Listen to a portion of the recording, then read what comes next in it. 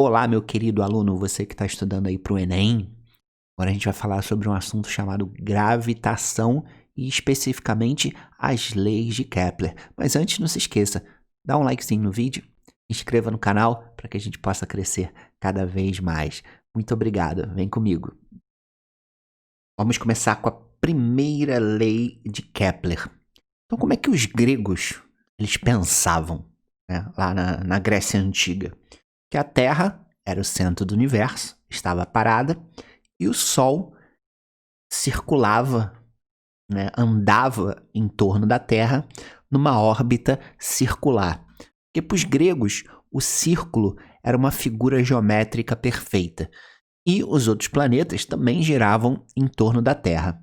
E aí, através das observações que Tycho Brahe e depois Kepler continuou, né, com os estudos do Tycho Brahe, né, do seu mentor, o Kepler foi capaz de determinar que essas órbitas não eram circulares, mas sim elípticas. Então tá aí a primeira lei de Kepler. Primeiro, né, o Sol era o centro e a Terra e os planetas giravam em torno do Sol, né? Já havia essa crença, né, apesar de não ser oficial, né? Mas o Kepler já acreditava nisso também. Então a Terra ela girava em torno do Sol, assim como os outros planetas, numa trajetória que é uma elipse. Uma elipse nada mais é do que uma circunferência esticada. Então essa é a primeira lei de Kepler, que é a lei das órbitas. Então aqui ó, tem um gifzinho bem legal, né? Você vê que uma elipse ela tem dois focos, tá?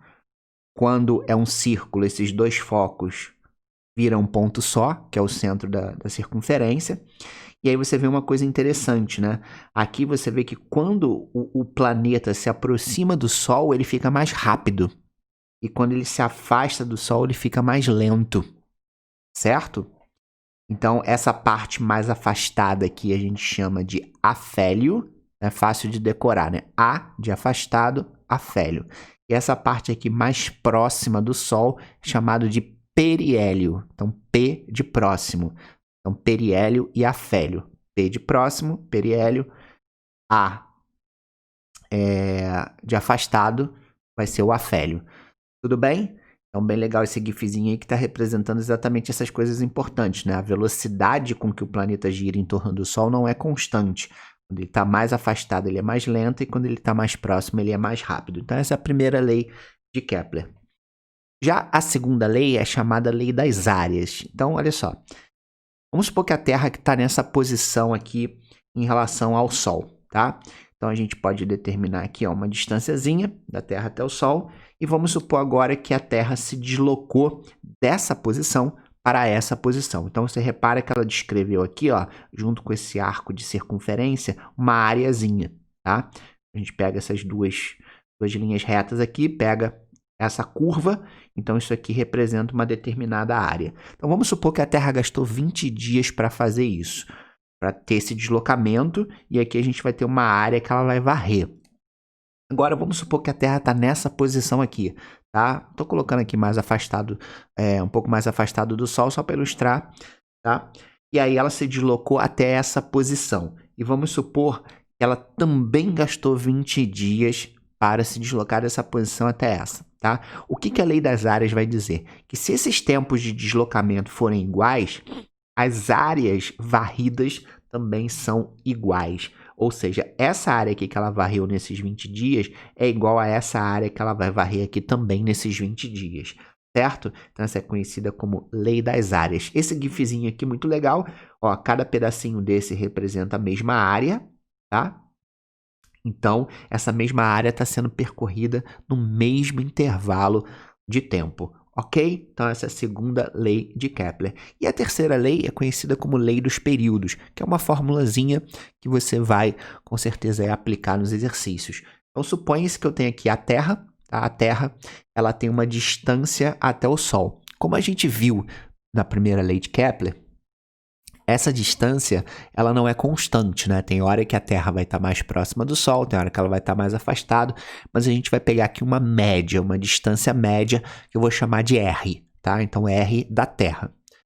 E claro que a Terra demora um certo tempo para dar uma volta em torno do Sol, que a gente chama de período. No caso, a gente sabe a Terra leva 365 dias para dar uma volta em torno do Sol. Agora vamos pegar um outro planetinha aqui, tá? Um outro planetinha aqui. Marte, por exemplo. Então a gente tem aqui Marte. Marte também tem uma distância, tá? Uma distância média, que eu vou chamar de R de Marte. E eu vou ter aqui também um tempo que ele vai levar, né, para dar uma volta em torno do Sol, né? Até aqui a nossa órbita de Marte. E o que essa terceira lei de Kepler diz? O que Kepler conseguiu determinar através dos números que ele tinha anotado? Ele descobriu que, se eu pegar, por exemplo, o tempo que demora a Terra para dar uma volta em torno do Sol e elevar esse número ao quadrado e dividir pela distância da Terra até o Sol ao cubo, isso aqui vai dar um número, vai dar uma constante, vai dar um certo número, tá? E ele percebeu que se você fizer isso para qualquer outro planeta, essa divisão vai dar sempre o mesmo número, tá? Então, o que a gente pode fazer? A gente pode combinar essas duas razões.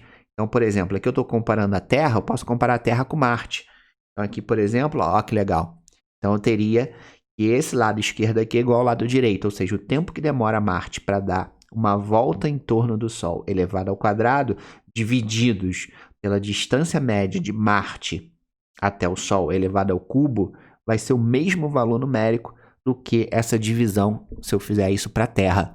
E isso aqui é tão poderoso que vale para qualquer coisa, vale para um satélite de telecomunicações girando em torno da Terra, por exemplo, vale para qualquer planeta do sistema solar, vale para um cara que não é planeta, ou sei lá, um meteoro ou um meteorito girando em torno de um, sei lá, da Lua ou de um outro planeta ou de qualquer outra estrutura na Terra. Essa é a terceira lei. Então, sempre você vai fazer uma comparação entre o período elevado ao quadrado pela distância elevada ao quadrado. Tudo bem? E aí, claro, esse aqui pode ser o inverso também. Poderia ser o raio ao cubo em cima divididos pelo período ao quadrado embaixo. Mas aí, se você fizer o R em cima e o T embaixo, aqui do lado direito também tem que ser o R em cima e o T embaixo. Tudo bem? Aqui eu botei o T em cima e o R embaixo, mas poderia ser invertido, poderia ser o contrário.